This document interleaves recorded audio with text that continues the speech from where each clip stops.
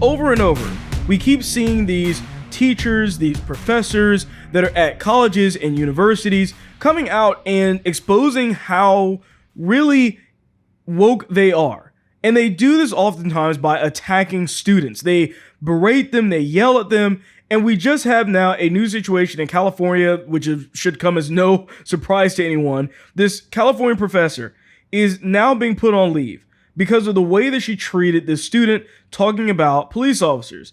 So the student's name in this situation that she was yelling at is named Braden Ellis.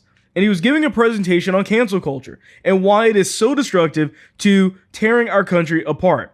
And he said it during his speech, and he mentioned how activists attempting to cancel the children's show Paw Patrol, which is the one with the little dogs, and there's one that's a firefighter, and the other jobs that they do that kids would want to do in their kids, and there's one that's a police dog. And of course, they had to ruin that and get rid of it because it was too much for children, of course, for whatever reason. It's honestly ridiculous, but we know that. So it was all in light of the anti-police sentiment that was stemming from the Black Lives Matter stuff, and it all came up to this question and answer portion here, where you had the student, Ellis, giving a presentation, and the professor was scolding him about being basically pro-police. I agree. Right. So you brought up the police in your speech a few times.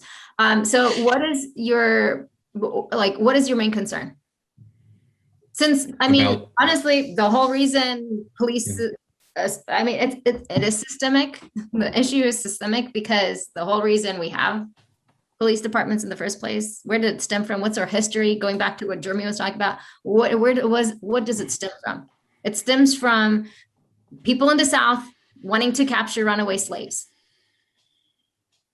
Maybe they shouldn't be heroes. Maybe they don't belong on a kid's show.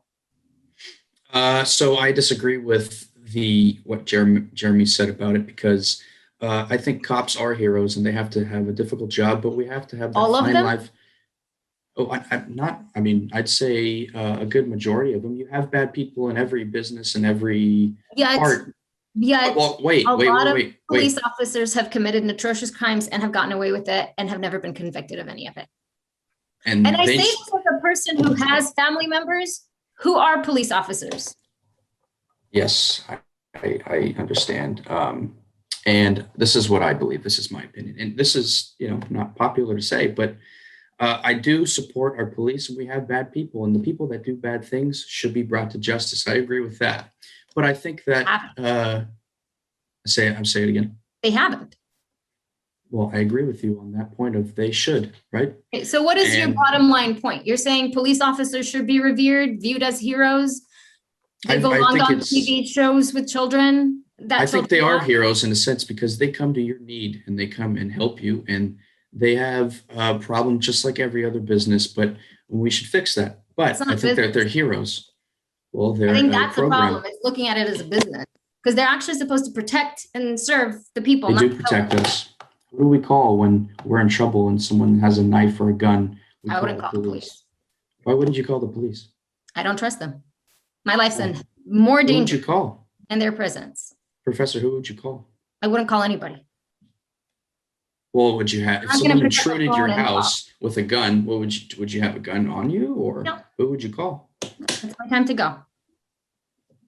Okay. Well, I'm not going to reach out in your house with a gun. There's not much you can do at that point. Calling the police is kind of just, And I know that it's not popular for me to say that to you guys and people in here, but that's what I believe about the police. Okay. And, thank you. I appreciate it. Thank you guys for listening to my point. I appreciate it. Thanks. I will say, I'm glad you did say that, even if I disagree with you.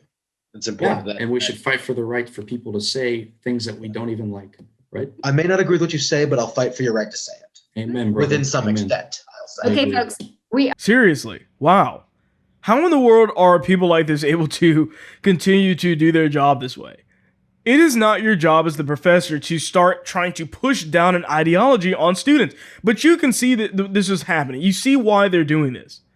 The kid just finishes doing a presentation talking about cancel culture, and here you have this professor trying to cancel him, trying to tell him what he should believe.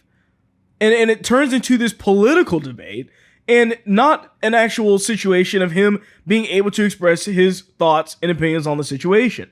And what's crazy about all of this is that colleges used to be this place of free speech. They used to be, and now they've turned into these liberal cesspits, and for many of them, not all of them, but a lot of them are this way, where the professors, this is how they do it. This is how they indoctrinate. They only want to deal with people that they agree with, and the class is more about trying to shift your mind in a certain direction than it is about actually teaching you material in that process. So the student there, Braden Ellis, made a statement and he said, "I was shocked to hear her comments about police, but I stood firmly in my beliefs." He said, "We need to fight back against the liberal ideology spreading in our colleges and save America." And he's absolutely correct. Because, of course, there's going to be some schools that are going to be biased. Obviously, there's bias everywhere. Everyone has biases. But the point is that it shouldn't be one dominating theory that is just dominating every single college campus. That shouldn't be the way that it is.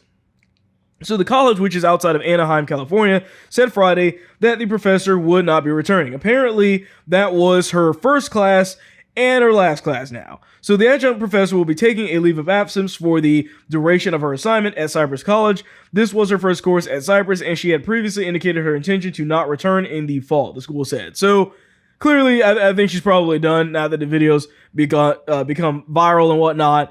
But I'm sure she'll get picked up somewhere else where it's perfectly fine, because they're probably not going to care.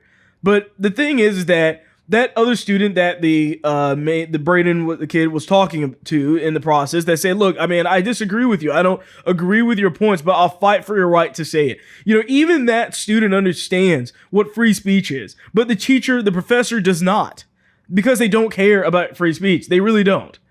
And they're so bad at making an argument and just don't want to tolerate hearing it. I mean, the way she cuts him off, not giving him a chance to speak, this is not the way that things are supposed to go. Even if you disagree with somebody, give them the chance to speak and let it go from there. But it's in the leftist playbook. Shut you down, call your names, and cut you off. That's the whole point.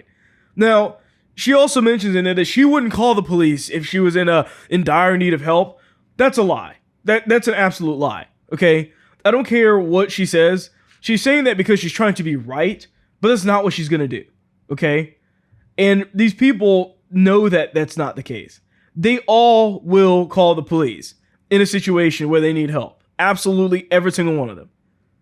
You know, the kid was like, "Well, if you have a gun pointed to your face, not much police can do then. It's not like you're going to..." Look, I get that. Obviously, in that situation, if you're going to get shot, you're going to get shot anyways. But you're probably going to call the police to report the crime, something. If she gets into an accident of some sort, the police are going to have to be involved whether she likes it or not. If she gets in a hit and run, she's just going to take the bill and just be like, "Oh, that's fine. My car is damaged and I've got to pay for all of it." But who cares? Not worth having the police officers track it down and do the right thing. That's not what she's going to do. And we all know that's not what she's going to do. She's saying it because she's trying to win this argument, but it doesn't faze anybody that actually knows and has heard this from these people before. They're absolutely going to call the police like everyone else when they need to. Absolutely.